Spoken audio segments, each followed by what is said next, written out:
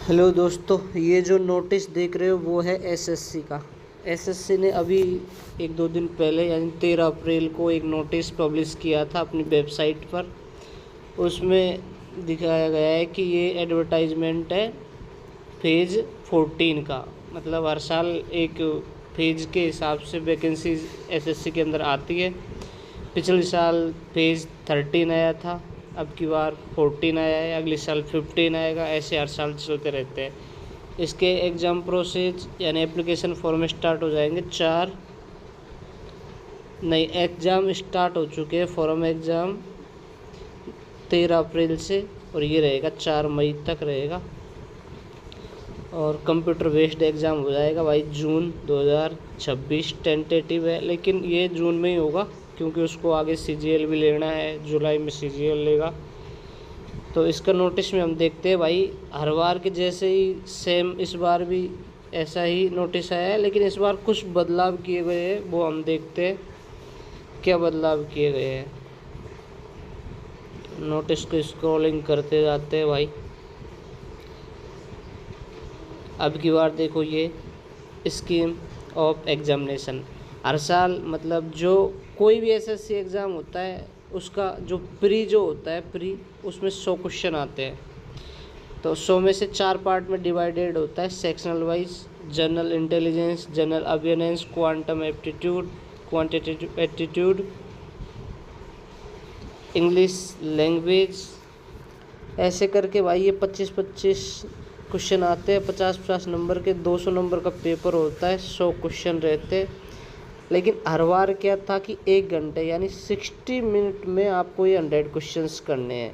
60 minute में 100 question करने हैं। लेकिन इस बार क्या किया है इन लोगों ने कि सेक्शनल वाइज किया है, यानी 60 minute with sectional timer of 15 minute for each part. यानी अब जो 15 मिनट मिलेंगे वही रीजनिंग के लिए मिलेंगे, वही 15 मिनट जीके के लिए मिलेंगे, वही 15 मिनट मैथ के लिए मिलेंगे, वही 15 मिनट इंग्लिश के लिए मिलेंगे। ऐसे करके भाई जैसे इंग्लिश हो जाती है 15 मिनट में, जीके भी हो जाएगा, रीजनिंग भी 15 मिनट में हो जाती है। लेकिन मैथ के अगर 15 मिनट में 25 क्वेश्चन करेंगे तो ये अपने आप में बहुत डिफ़िकल्ट है, ऐसे कह सकते हैं हम, एक कॉम्प्लिकेटेड है। बिकॉज 25 क्वेश्चंस मतलब करना बहुत मुश्किल काम है भाई। 1 मिनट में क्वेश्चन होता है मैथ का। अगर इजी क्वेश्चन आएगा तो उसके लिए भी फिर भी 45 सेकेंड 40 इतना मान के चलो, इतना होगा।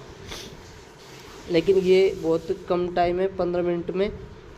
15 मिनट में मैथ के 15 ही क्वेश्चन होंगे।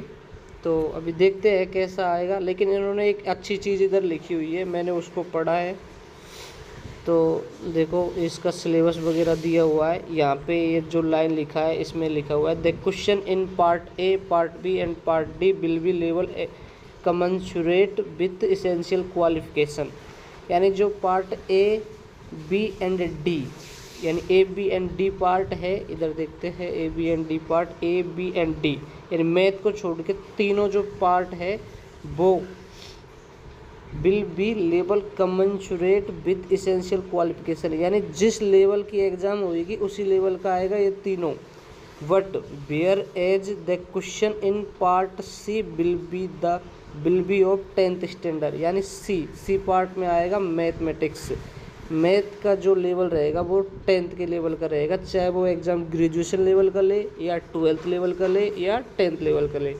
यानी अभी जैसे इसके बाद एग्ज़ाम होगा सीजीएल का, उसके बाद होगा सीएचएसएल का, उसके बाद होगा एमटीएस का, ऐसे करके मतलब बैक टू बैक एसएससी के एग्ज़ाम होते रहते हैं। सीपीओ भी है, दिल्ली पुलिस भी है, सारे एग्ज़ाम सेम यही पैटर्न पे रहेंगे। तो इन लोगों का कहने का मतलब ये है कि जो इंग्लिश, जीके और रीजनिंग ये तो अपने लेवल के अकॉर्डिंग ही आएंगे, लेकिन जो मैथ का सेक्शन है, section C will be of 10th standard. यानी जो मैथ का जो स्टैंडर्ड रहेगा वो 10th के स्टैंडर्ड रहेगा। मैथ का जो लेवल रहेगा वो 10th के स्टैंडर्ड रहेगा। यानी आप भले ग्रेजुएशन लेवल का एग्ज़ाम देंगे, यानी सीजीएल का अगर जो प्री होगा तो उसमें जो मैथ आएगी वो 10th स्टैंडर्ड की आएगी। ऐसा नहीं कि बहुत बढ़िया बढ़िया क्वेश्चन दे रहे हैं, बहुत टाइम टेकन थ्योरेटिकली क्वेश्चन दे रहे हैं, उनको पढ़ने में टाइम लग रहा है, लेंथी क्वेश्चन, ऐसा नहीं देंगे। मतलब 10th स्टैंडर्ड का है, बहुत इजी क्वेश्चन आएंगे, इनका कहने का मतलब है। बाकी और जो पार्ट है उनमें उनके लेवल के अकॉर्डिंग देंगे। तो धन्यवाद दोस्तों, मैंने भी इसका फॉर्म लगाया है, आप लोग भी लगा सकते हैं, एसएससी की प्रिपरेशन कर सकते हैं। एसएससी भी बढ़िया है, हम लोग तो कर रहे हैं, काफ़ी दिन से कर रहे हैं, लेकिन करते रहेंगे, यही लिखा है होगा।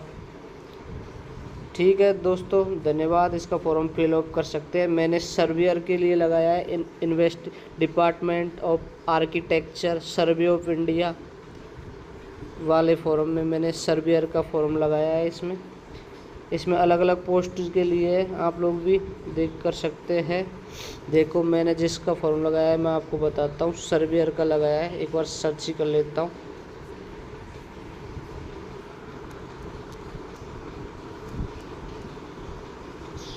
ये मैंने जो फॉर्म लगाया है ये है सर्वेयर का लगाया है, survey of India department of science and technology ministry of science and technology KKR Karnataka division से लगाया है भाई। इसमें हम लोग ST कैटेगरी से बिलोंग करते हैं, तो 14 वैकेंसी है, इसलिए मैंने इसमें लगाया। बाकी सब में 00111 ऐसे वैकेंसी है। तो धन्यवाद दोस्तों, ऐसे वीडियो के लिए सब्सक्राइब करें हमारे YouTube चैनल को, railway_011 4। Thank you.